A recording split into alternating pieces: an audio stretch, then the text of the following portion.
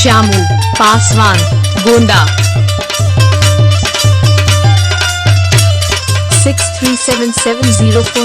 6377049819 श्यामू पासवान गोंडा बाबू चक्का करी पूरा बेहन सार चर के नाश कर देले चर दो सो चाहे वो उखाड़ के ओय में खाच दो सो हमसे मतलब नहीं के काहे बिना गुस्साई लो तू का बताई सुना का बोला चला धन रोपे पुराइब तोहर सरधा झूठा सुनत हो ना हाँ चला धन रोपे पुराइब तोहर सरधा बेहनिया सगरो चोर गइल योगी जी के बरधा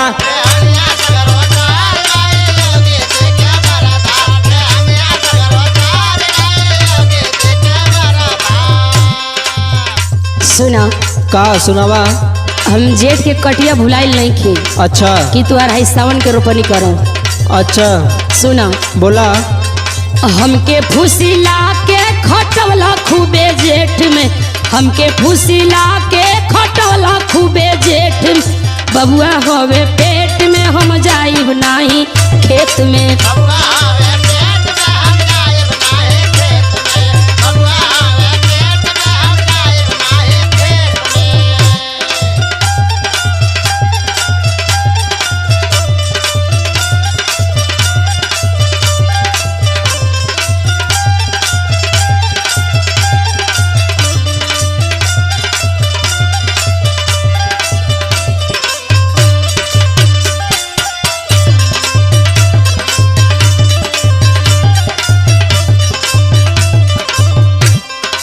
खेते में ना चलबू तो का करबू तू बैठ के अच्छा बैठ के का करम तोही के निहारम सुना खैबू का खाइब जवन तू खइबा तवने खाई अच्छा सुना बोला चलबू ना खेतवा में कैसे खैबू भात हो काहे हम ही ना खाली खाइला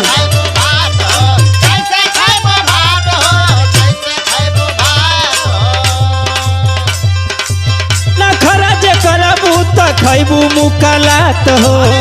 अच्छा तो हम हाथे में मेहंदी रखले बनी कर नखरा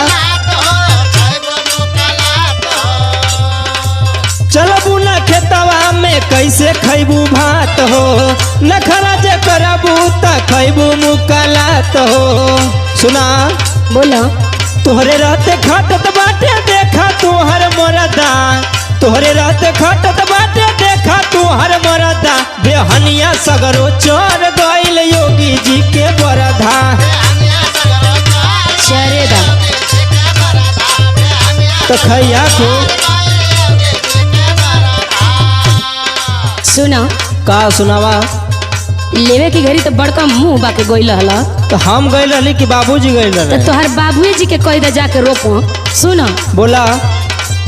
बाबू हमर 5 लाख दिहले दहेजवा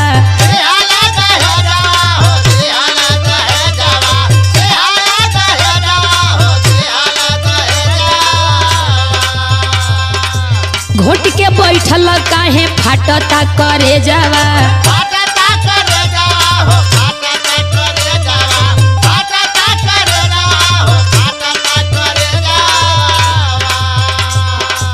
बाबू हमर 5 लाख दिहले दहेजवा घोट के बैठल काहे फाटता करे जावा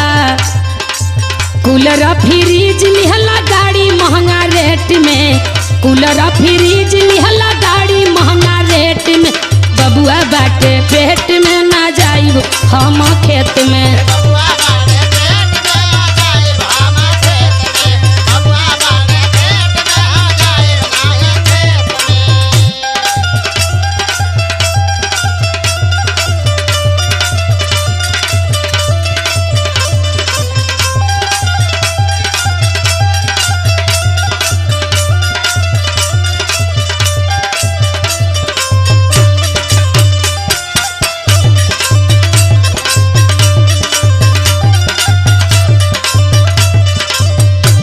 ए सुना का हो खाली हमरे बाबूजी दुआर ना खचले रहना तोहरो बाबू आल न गोड़वा पूजे अच्छा हाँ सुना जनती की तारा नियर मरद की गोड़ पूजे जात हो तो ऐसा ही मना न कर देती अरे सुना बोलो बाबू तोहर खाच नवले हमरो दुअरवा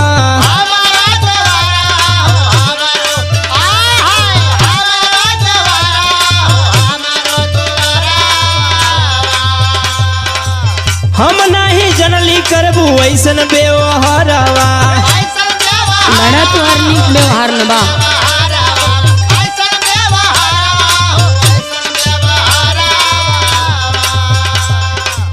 बाबू तोहर खाच नवले हमरो दुअरवा हम नहीं जनली करबू ऐसन व्यवहारवा। और सुना आगे बोला